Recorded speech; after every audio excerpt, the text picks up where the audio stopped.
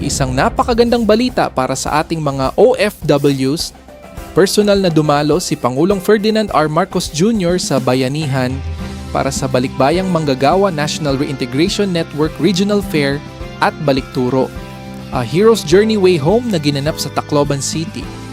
Layunin ng programang ito na tulungan ang mga nagbabalik na OFWs na makapagsimula muli sa Pilipinas sa pamamagitan ng pagbibigay ng oportunidad sa trabaho, suporta sa kabuhayan at negosyo, mahahalagang serbisyo mula sa iba't ibang ahensya ng gobyerno. Isang malaking hakbang ito upang masuportahan ang ating mga modern-day heroes sa kanilang pagbabalik sa bansa.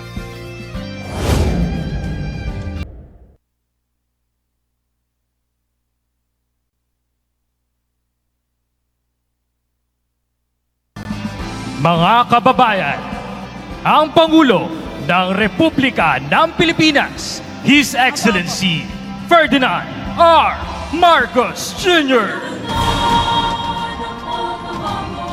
Dahil sa tumitinding tensyon sa Middle East, partikular sa Israel, Lebanon at Gaza, agad-agara naging kilos ng ating pamahalaan. Sa ilalim ng direktiba ni Pangulong Ferdinand R. Marcos Jr., mahigit 1,000 overseas Filipino workers or OFW at kanilang mga pamilya ang matagumpay na nailikas at na-repatriate pabalik dito sa Pilipinas. Sa pangunguna ng Department of Migrant Workers or DMW at Department of Foreign Affairs, DFA, kasangga ang iba pang ahensya ng pamahalaan. Ngunit ang pag-uwi ay hindi ang wakas. Ito ang simula ng mas malaking hamon, ang muling pagbangon. Dahil ito ay sinusulong ng pamahalaan ng isang mas malawak na hakbang, ang reintegration, upang tiyakin na ang ating mga kababayan ay may magandang kinabukasan sa sariling bayan. Ngayong araw masasaksihan natin ng bayanihan para sa Balikbayang Manggagawa, National Reintegration Network, Regional Fair at ang Balikturo ay Hero's Journey Way Home bilang bahagi ng pagdiribang ng OFW Week. Kita ang Pangulo na binibisita ang marketplace of opportunities. Mga kababayan, hindi lang ito simpleng job matching. Ang focus dito ay ang tinatawag nating labor market reintegration, tinitiyak ng ating pamahalaan at ng katuwang na ahensya na ang global skills na nakuha ng ating mga kababayang OFW sa abroad ay tugma sa kailangan ng ating mga lokal na industriya para maiwasan ng job mismatch at mabigyan sila ng match na trabaho sa kanilang skills. Bukod pa dyan, para sa mga nagnanais maging boss sa kanilang sariling negosyo, mayroon din mga livelihood entrepreneurship track kung saan may access sila sa microfinancing at business training. So yan, Sir Wawi, bago tayo mag-deep dive para sa kaalaman ng ating mga viewers, ang kasalukuyang reintegration effort na ito ay hindi lang basta event, ito ay bahagi ng isang end-to-end support system ng pamahalaan mula sa paglikas sa kanila sa krisis hanggang pag-uwi dito sa bansa. Sir, maaari niyo po ba kaming bigyan ng ating mga kababayan na nakasubaybay sa atin ngayon ng kaunting background patungkol sa ating event ngayong umaga? Actually, itong event natin ay under po siya ng National Reintegration Network in partnership po ng ating mga iba't ibang ahensya po dito sa buong Pilipinas. Opo, ito ay tinatawag nating whole of nation approach. Ang pauna pong dahilan kung bakit nagkakaroon tayo ng ganitong activity ay upang mabigyan ng importansya at mabigyan po ng kaukulang serbisyo yung atin pong mga OFW, lalong-lalo na po yung mga apektado ng ating conflict sa Middle East. Kailan po nagsimula at hanggang kailan po magtatagalit po itong ating programang ito? Actually, ang ating pong programa, Jalan, ay nagsimula. Meron na po siyang mga activities na nangyari prior pa po doon sa atin pong programa. Ngayon, I think it's the second pilot po dito sa Tacloban City. At naririnig ko, meron din po tayo sa Coronadal, magkakaroon din po. So, pangalawa po, at tuloy-tuloy po ito na programa na gagawin po natin para sa atin pong mga OFWs at maging sa atin pong mga pamilya ng OFWs po. Sir, bakit dito sa Leyte napili ang venue para sa Regional Fair ngayong OFW? Yes, kasi sa Leyte, more or less meron tayong 104 repatriated OFWs coming po sa Middle East. So isa yan sa tiningnan ng atin pong opisina at maging ng ating mga direktiba po ng atin pong head office na mag-conduct dito sa Tacloban City particularly kasi sa Leyte po isa ito sa pinakamalaking probinsya dito, Jelan. So, meaning, medyo marami po din ang OFWs. Hindi lang sa Leyte, sa Region 8, sa kabuuan ng Region 8. Kaya po dito ilinigay yung atin pong programa ngayon para po mabigyan sila ng kaukulang serbisyo. So Sir Wawi, ito pong regional fair na ito, anong-ano pong mga serbisyo yung pwedeng matanggap po ng ating mga kababayan? Ano pong mga programa yung mga nandito yung mga partner agencies natin? Okay, aside po sa, siyempre po, as the lead agency po ngayon sa programang ito, Department of Migrant Workers, meron tayo diyang reintegration program under the Department of Migrant Workers. Meron din tayo po diyang yung ating mga protection division, nandyan po, and of course, yung mga processing po ng overseas employment certificates, meron din po tayo on-site ngayon. Meron din po tayong serbisyo, meron tayong in-invite na 7 recruitment agency local para po sa ating job fair, mini job fair, at meron po tayong 5 na international po na mga recruitment agencies overseas. And well, in fact, meron din po tayong mga partner agencies naman katulad ng OWA. Nandyan po ang OWA, katuwang po natin sila sa reintegration programs and repatriation efforts. Katuwang din natin po ang iba't ibang hensya katulad ng DSWD, TESDA, yung atin pong programa sa mga psychosocials, and of course sa DOH po. So marami po tayo ngayong siksik-liglig at umaapaw dyalan yung ating mga kasama na nandito ngayon sa mga for the whole of government approach po. So Sir, itong sa programa natin, sa event natin ngayon, itong mga nag-a-apply, possible na ma-hire sila same day? Yes, most probably malaki po yung chance natin, lalong-lalo na ito ay mga skill workers na natin abroad. So kung mag-qualify sila at i-confirm natin yan sa mga recruitment agencies, possible yung tanong mo na possible talaga na ma-hire sila ng atin po na mga recruitment agencies na available ngayon umaga. Sir, pwede niyo po bang i-explain sa atin kung ano po itong National Reintegration Network or NRN? Okay, Jalan, yung ating pong National Reintegration Network ay isang programa po ng Department of Migrant Workers upang mas mapalapit pa sa ating mga OFWs and their beneficiaries ang mga programa ng gobyerno.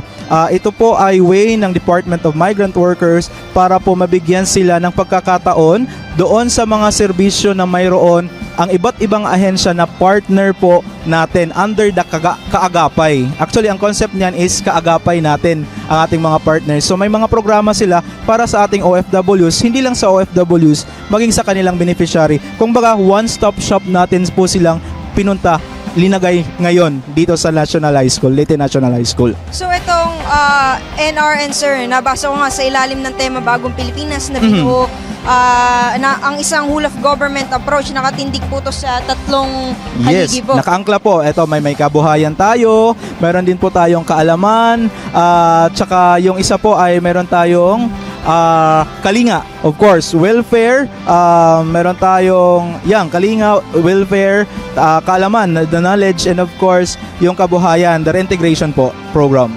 So yan, isa-isahin ko lang tong mga haligi kung saan nakaangkla po itong NRN natin. So, sa unang haligi, mga kababayan, kalinga, dito ay tinitiyak natin ang psychosocial well-being ng ating mga repatriates mula sa mental health support hanggang sa social protection. Kaagapay nila ang DSWD at OWA upang maibisan ang trauma at stress ng kanilang pinagdaanan. Ikalawang haligi, ang kaalaman. Pinangungunahan ito ng DepEd, katuwang TESDA at SHED. Binubuksan natin ito bilang pinto para sa skills development at edukasyon, hindi lamang para sa mga OFW, kundi maging sa kanilang mga anak. Ang huling haligi, kabuhayan, ito ang ating marketplace of opportunities. Dito matatagpuan ng job fairs, livelihood grants at puhunan para sa mga nagnanais magtayo ng kanilang sariling negosyo. So sir, itong since nabanggit ng OWA, may mga livelihood grants tayo at scholarship na binibigay ngayong fair na paano po sinisiguro ng DMW na magiging pangmatagalan or sustainable yung gantong mga grants, sir? Yes, tama. Actually, magandang tanong yan, Jalen, no? Kasi sa ngayon, sa opisina, yung ginagawa natin sa Department of Migrant Workers, meron na po tayong isinali na mandatory trainings. Itong trainings po na ito ay hindi po para sa atin, kundi para po sa ating mga kliyenteng OFW kasi hindi po laman lahat ng ating mga OFWs alam ang tamang proseso ng pagnenegosyo. Kaya meron tayong mentorship. So nagkakaroon po tayo ng partnership with the Department of Trade and Industry para po sa entrepreneurial development training nila. At the same time po, meron tayong financial awareness seminar at small business management training na ginagawa. Kami mismo ang nagkakandak, yung ating mga labor and information officers po sa DMW. Kami po yung nag-generate, kami po ang nagbibigay, nagpa-facilitate for the training. Pangalawa, meron din tayong tinatawag na yung tinatawag natin na monitoring. Kasi hindi lang sa pre, kung baga during ng pagbigay, and of course the post. Ano na yung nangyari? Kasi binibigyan natin sila ng chance na magkaroon, na ma-feature yung kanilang mga products. So, through our Buy Local, Buy OFW, minimonitor natin yan sila, Jalen. Pag-check natin, ma'am, naging successful ba yung inyong reintegration program? Pupuntahan natin, monitor natin. Then, isa yan na binibigyang diin ni DMW kasi hindi lang po siya sa pre, during ng magbigay, kundi meron din tayong monitoring para makita talaga natin na may napuntahan yung kanilang livelihood grant. So, yan po ang isa sa mga ginagawa natin para po makita natin ang sustainability. And well, in fact, rine-refer pa po natin sila sa partner agencies like sa ating livelihood, nandyan yung DOLE, pwede silang tumulong with DOLE. And of course, DSWD is very supportive with our programs. Kaya nasisiguro natin na pangmatagalan, nagiging sustainable yung kanilang pong livelihood grant na binibigay natin. So, sir, para sa mga nagtatanong, siguro may mga nagtatanong dyan, sir, paano makakasali dito yung mga kababayan nating OFW na interesado sa ganito mga livelihood program, mga grants? Okay. Sa ngayon kasi, ang programa natin, dahil nga sa direktiba ng ating mahal na Pangulo, si Pangulong Bongbong Marcos, ang kanyang gusto ay lahat po ng OFWs as much as possible ay magbigyan ng pagkakataon na makapag-livelihood grant. So ang nangyari po, last February 2026, ang guidelines po natin, dalawa tayong programa ngayon sa Department of Migrant Workers. Meron tayong tinatawag na Livelihood Development Assistance Program dati. Ngayon, ginawa po siyang expanded. Bakit po expanded Livelihood Development Assistance Program? Maski sino, sea-based ka man, land-based ka man, nag-TNT ka man, unfortunately, hindi ka nakatapos ng kontrata mo or natapos yung kontrata mo, umuwi ka na sa bansa at willing kang magnegosyo, willing kang mag-mandatory training, mabibigyan ka ni DMW ng 15,000 grant po na livelihood. So, sir, paano naman nakakatulong yung mga gantong regional fairs sa pagpapalakas ng lokal na ekonomiya dito sa Eastern Visayas? Yes, mapapalakas po natin yung ating pong economy dito po sa Region 8, lalong-lalo na kasi itong programa na ito, nandito po lahat ng ating mga ahensya sa gobyerno. And sabi ko nga kanina, meron tayong employment facilitation, kagaya ng hinighlight ng DepEd, SPIMS. Pag masali ka doon, maging teacher ka, so meron ka ng employment. So makakadagdag yan sa atin po, sa ating economy kasi may trabaho tayo. And of course, meron po tayo ditong mga katuwang na nandito ngayon, Department of Labor and Employment, pwede sila sa ating tupad programs sa livelihood natin ng DSWD. So nandito sila lahat, nandito yung ating mga OFWs, makaka-avail sila ng programa, employment facilitation, makakadagdag po yan ng ekonomiya ng Rehiyong 8. So, sir, ito, ngayon nga nabanggit yung mga SPIMS. Sir, pwede po ba natin i-explain sa mga kababayan natin kung ano po itong SPIMS? Yes, Jalen, yung SPIMS ay tinatawag po natin itong Sa Pinas, Ikaw ang Ma'am at Sir. Ang programa po ito ay isang programa po, inisyatiba po ng Department of Migrant Workers through the National Reintegration Center for OFWs, kung saan po yung atin pong mga OFWs na let passers, pumunta sila ng abroad. Unfortunately, hindi nila natapos ang kontrata nila or gusto na nilang bumalik dito sa Pilipinas, maaari po silang mag-apply sa ating SPIMS program sa Pinas Ikaw ang Ma'am and Sir. Ang isa dito sa pinaka-advantage niya, hindi mo na kailangan mag-undergo ng process, yung normal process. Meron na po tayong specific lang na mga plantilla positions para po doon sa programa dahil nakapaloob po ito sa isang law, isang pong Republic Act. So, maganda po itong chance para doon sa mga OFWs natin na let passers na nasa abroad na gusto nang umuwi at magpatuloy ng kanilang empleyo dito po sa ating bansa. Sir, para sa mga wala naman po ngayong araw, na gusto pa rin pong magkaroon ng maging bahagi ng programang ito, paano po makaka-access yung ng mga serbisyong ito, yung mga OFWs na hindi nakarating dito sa venue natin ngayong araw? Actually, Jalen, yung pagkakaalam ko po, hindi ito ang magiging una at huli. Meron pa. Yan. Sa huli, ang tunay na sukatan ng tagumpay ng programang ito hindi lamang ang pag-uwi ng ating mga kababayan, kundi ang kanilang muling pagbangon sa pamamagitan ng pinagsamang lakas ng pamahalaan, pribadong sektor at ng sambayanan. Ang bayanihan ay nagiging konkretong aksyon.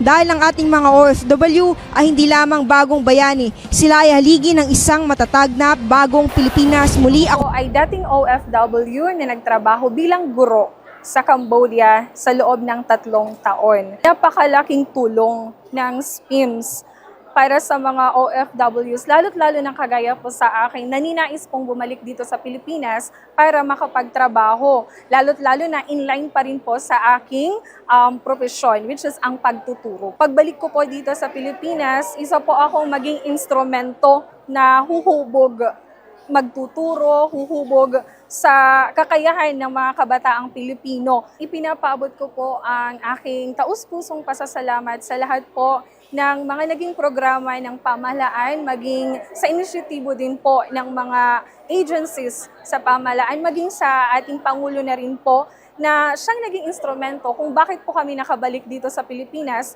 at binigyang pagkakataon na makapagturo pa rin po dito sa ating sariling bansa.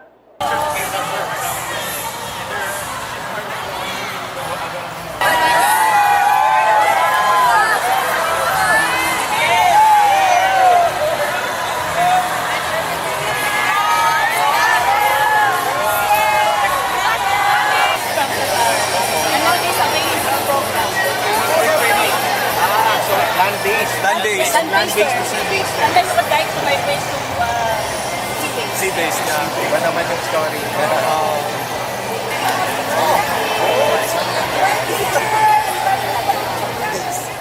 Nagtatrabaho ako sa bansang Qatar. Nagpa-repatriate ako dahil sa takot din sa gera doon sa amin. So, nakakatakot kasi that time.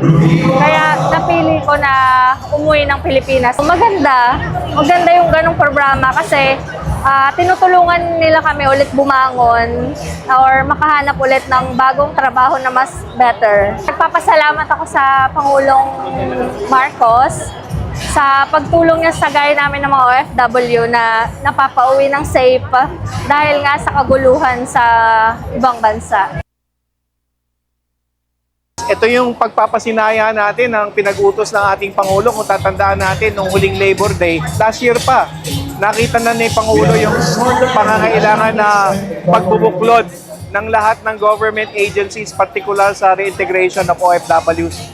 At inatasan ng ating Pangulo ang National Reintegration Network kung saan magkakaroon ng, kakasabi lang, all of government approach. Sustainable siya kasi number 1, mga programa na ito na pinagtibay sa administrasyon ni Pangulong Marcos at may kaukulang pondo at dinuduktong natin yung mga OFW sa mga samut-saring programa sa DTI na mag-install DOST, DepEd, CHED, of course sa OWA sa DFW. Kung binibigyan ng negosyo at trabaho yung OFW, ay yun yung pangmatagalan, di ba? Sa ating mahal na Pangulo, maraming salamat. Tayo tinalo ng ating Pangulo yung delivery ng service. Siya naman din talaga ang inspirasyon natin para matulungan ang ating mga bagong bayani. At patuloy lang po sa ating mga mahal na OFW. Makakasiguro kayo na sa ilalim ng ating Pangulong Marcos, papatuloy po ang serbisyo nating tapat.